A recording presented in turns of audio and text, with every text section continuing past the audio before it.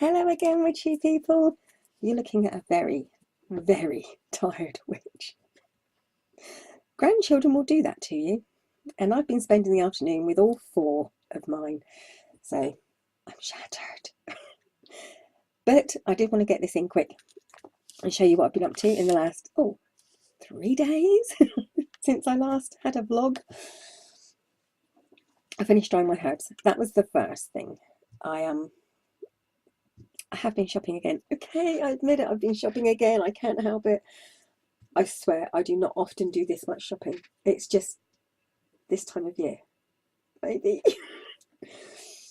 But before I go on to shopping, and it's only a little tiny bit of shopping, just a little tiny bit.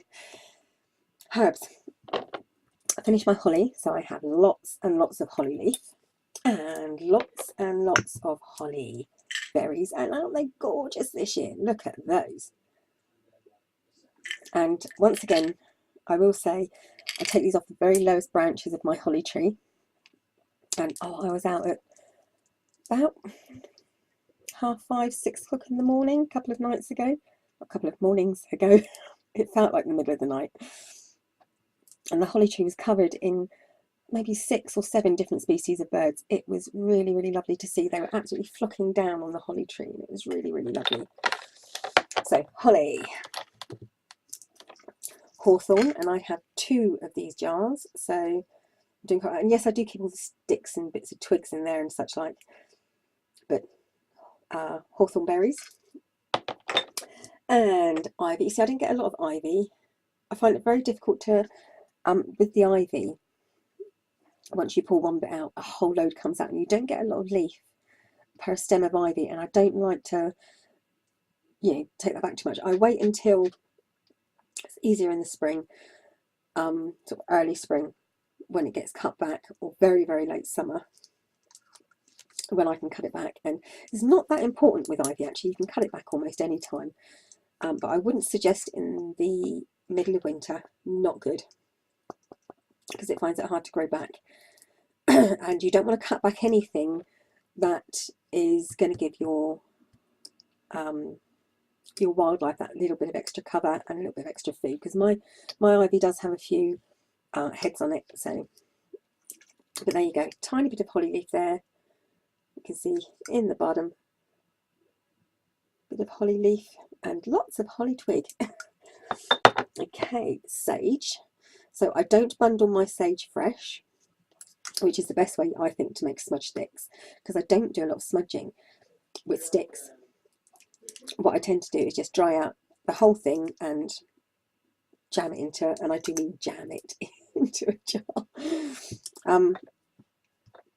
If you prefer to make smudge sticks, the best way to do it is to pick it fresh, dry it out for a couple of days, no more than that, and then bundle it up, because that way it won't flake as you tie it up. But if you're not using it for smudge sticks, then this is fine. And the same goes for rosemary. Now, if you're going to use, a lot of people do like to use rosemary as smudge, and also thyme is another good one. It doesn't always have to be sage. And I find rosemary, some people like to use lavender. I can't, because once again I'm allergic.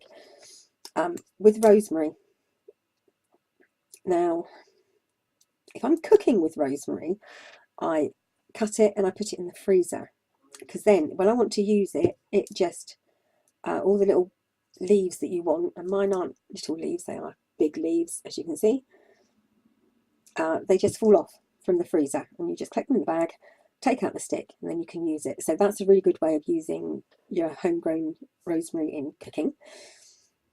If you're going to use it for smudge, I would suggest getting a really good twine and wrapping it very, very well, because the leaves will come off quite easily.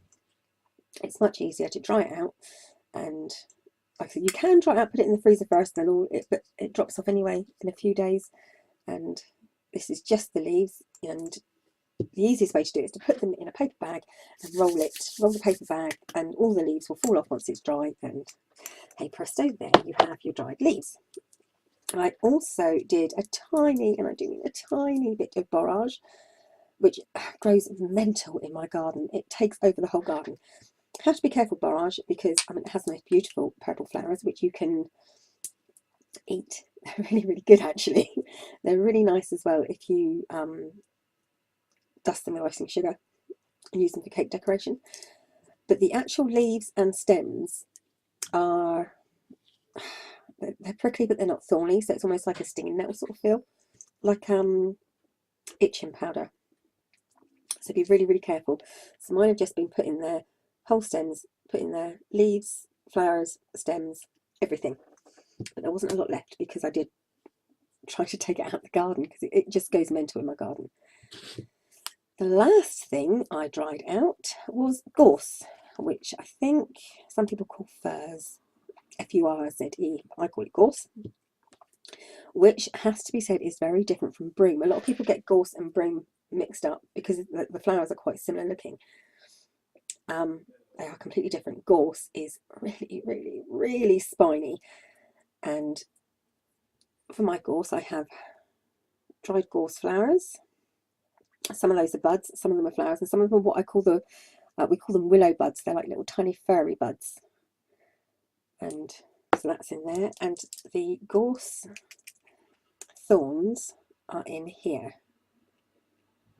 and I take these out with tweezers. So if I want to use them, take them out with tweezers. So there's that. I have been doing some other things before I go on to what I bought. I did a little bit of shopping, I swear. Scrying mirrors specifically. Now I find it really difficult to find, oh, itchy nose. I find it really difficult to find a really nice scrying mirror, so I like to make my own. And I have made, you can get these little mirrors, and I get mine from the range, and like I said, they're just tiny, tiny, tiny, and then you put paint strip and nail varnish remover on the back, sand it, scrape it, sand it down, and then cover it in paint. Or you can stick black paper on, but paint gives you a better cover. You'll have to do 3 or 4 coats. I like to leave mine, if you can see, with that slight grey silver edge. Now you can see what's on my desk now. So I like that slight grey silver edge. This is dusty, because it helps me focus into the centre of the mirror, which helps me scry. So that's that. However, not a lot of people can get hold of suitable pieces of glass, and sometimes they don't like having suitable pieces of glass, because having a glass piece sort of hang around isn't necessarily useful thing unless you've got a very large mirror and you can take it all apart and put it back together again. So alternatives. What I have found is that something that's really useful, I don't have any with me at the moment, but what is pretty good is coasters, mug coasters, table protectors. You can get some really nice black square ones, and I think they're 4 or 5 of them for about £6. So that's quite good, because that is black glass all ready for you, and it's quite a nice size if you don't like it too big. The other alternative, if you're using this to go round and you don't use a candle, I wouldn't recommend this if you do use a candle. If you don't use a candle, this is a plastic one. Now this is a photograph coaster, so you use it to, the back comes off, and you put a photograph in so that you can stick a hot mug on someone's face.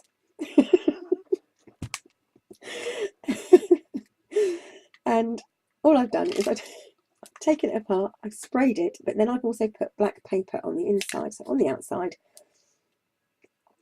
it's that. And the other thing you can use with that is one of these stands. These are really, really inexpensive. I think I paid about £2 for 6 of them. So, and make sure it's the right way, they just stand on there like that, as do the mirrors, and that's quite a nice, size. And also these are really good for the square mug coasters as well. Lastly, and my favourite, other than my black ball, which I haven't used it properly yet. I've had a little dabble, but I haven't used it properly yet. I haven't really been in the right mindset.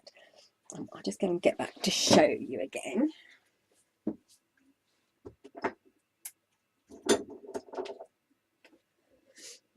And here it is.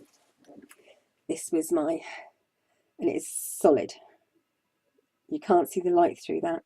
It's absolutely amazing. And this was a present, a Yule present from my husband, who said, and I love his attitude, why should I wrap that up and save it for Christmas when you already know what it is, or save it for Yule when you already know what it is? Just have it now. So I did. So there we go. And that is, it's larger than what I'm used to, because my crystal ball is actually quite a bit smaller than this. But this, it's really, really good. I absolutely love it. And I will, when I have the time and I'm in the right mindset, because at the moment my mindset is very angry and I don't want to focus on anything, because my mind just goes off to who I'm angry at and what I'm angry at, and you know. So I haven't used it properly yet, which is why all my scrying stuff has been put away. But this is a really nice size for me.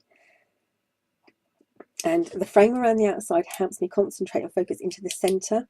This I have used several times before. I bought these two frames. It's a metal frame and a glass front, and the two of them cost me £1. So really good deal there. And that was in one of the pound stores on 99p stores. So it was 99p or £1 for the two. And they come in a little packet. And obviously you can take the back off. And all I did was I sprayed 3 layers of black paint on the inside of the glass bit here, and it's also got a piece of black paper, black cardstock behind it as well, just so that it's can't be seen. But this one does have black velvet back anyway, and that obviously stands up, and it's a nice size, and I can put a small tea light candle in front of it to focus on the light, and that's a great size for me. And it's also very portable. So that's a really good idea. And also, if you're going to use a picture frame, a photo frame with a stand, you know, there are loads of sizes you can choose from, so you can pick a size that's really good for you. So that is a really, really good option. Okay, I am done with scrying mirrors. I'm done explaining them. I'm not done with them, but I'm done explaining. So there we go. But like I said, I'm very angry at the moment, so I'm not doing too much. But I'm one of these people that if I'm angry, don't do spell work, no magic if I can help it, unless it's very basic, because I concentrate on my anger. All my feelings are concentrated in anger, and all that anger is concentrated on the one person or the one thing that's made me angry and made me want to smack them in the face. And unfortunately I don't have a community of witches locally who I can call upon to help me out with this, the problem I have, and not really for me to go into it on YouTube.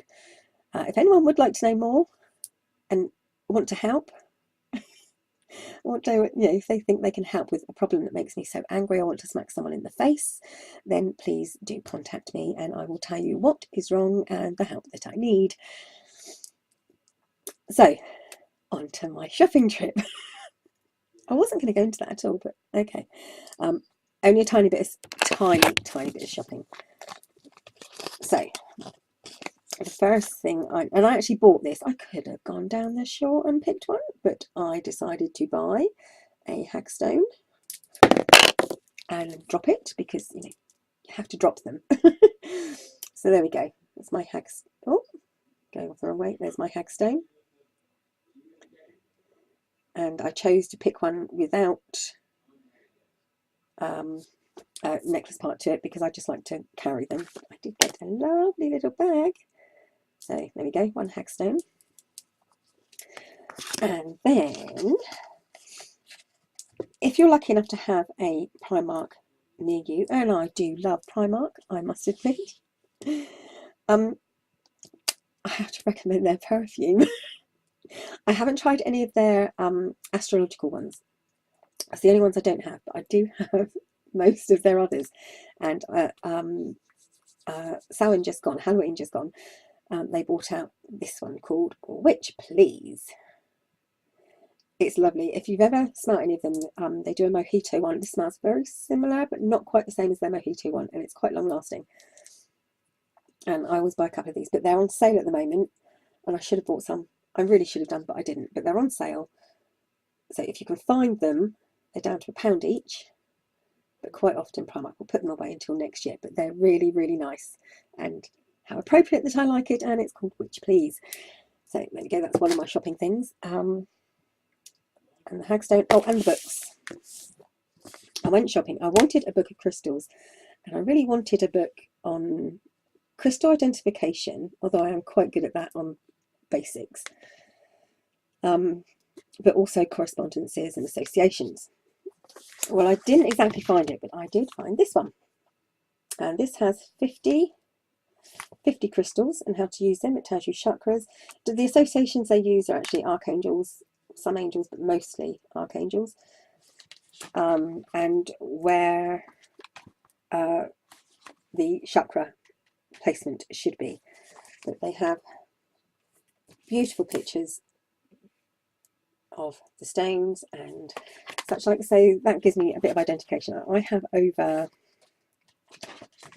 oh, that's pretty, isn't that pretty? That's tanzanite apparently. I have, I think, about 200 crystals and stones, and I absolutely love them. I don't have tanzanite, by the way. Oh, I wish. Yeah, so I think I have all of them in here. I haven't had a proper look through, but I thought that would be a nice little starter's book, and also for my grandchildren that may become interested. I think this is a good starter book for them to read at Nonna's house, because they all call me Nonna, because I'm the nanny that says no. Okay, and the next book I got was this one, which is a book of divination techniques, and I quite liked it. Most of it's very, very basic, and I do mean very, very basic. And this one on dice casting, and I've never done dice casting before, and there are one or two techniques in here that I haven't done before and I don't know, so I don't know about. Dice casting or die casting in this way is one that I didn't know about, I will admit to. A lot of them I do know about, and I even have I have this teacup. No, I have this teacup. No, I have this teacup. I have this teacup. It's really been one of those days. So a lot of them in here I do know, but it's nice to have that platform that's got a whole load in here about Oriental astrology and the Buddha's 12 animals. So, which is quite an unusual one for me, because I think some of them separate on my birthday. Oh no, we're okay. Anyway, so yeah, there are a couple of bits in here that I don't know too much about, even though it's a very basic book. And I thought it'd be a nice stepping stone to sort of have a look through and then do some more reading. If any of them sort of take my fancy and I'd like to try more, you know, it piques my interest, then I can go and do a bit of a search and find out more. So that was my shop. See, not a lot of shopping. A couple of books, a stone, and some perfume. I mean, I've been really good. But like I said, I swear, I absolutely promise I do not do this much shopping usually. The only other thing I've been doing is I put another box on my Etsy store, and I have decided, and I haven't had time to finish these yet, but I have decided I'm going to use, oh, let's see if I can get this out for a second. I'm going to use these boxes, which I thought were really pretty because they have the corners on and they have a nice little closure on. I'm not going to use a padlock on these. They have the outside hinges here. It just smells divine because it's had incense in it. I've just dropped something. 1, 2, 3, 4, 5, 6, 7, 8. Oh no, I've dropped a lid. Okay, they will come with this pine wood wool. Got to get that right. And 9 bottles full of different things, and they're all going to be colour coordinated. So, and there will be incense sticks. These are not to be lit together. They are just tied together with ribbon to look pretty. Excuse me. And I will see if I will get a stone as well and put it in a nice pretty little matching bag. And I am going to have them colour themed. So there will be an oil. This is a oil that I've made. This one is cranberry. Excuse me. And the colours I am having made up at the moment, or I am making up at the moment, I'm going to do one red, what else have I got there? One green, one blue, and one dark, which is actually going to have black, but it's a dark themed one. Over there. So that's what I've been doing. And after making my Christmas cake, I saved, oh, I was so bad. I was so bad. Okay, it was a large mixture, but I put in just over a quarter of a bottle this size of Cointreau, and the same size bottle, half a bottle of cherry brandy.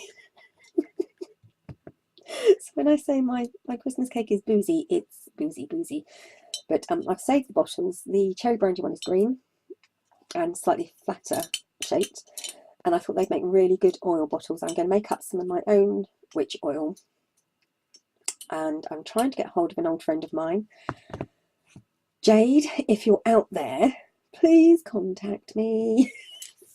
You have a recipe for witch oil that I really want, because you sent it to me about 15 odd years ago. So, Jade, you know who you are. You beautiful, wonderful woman.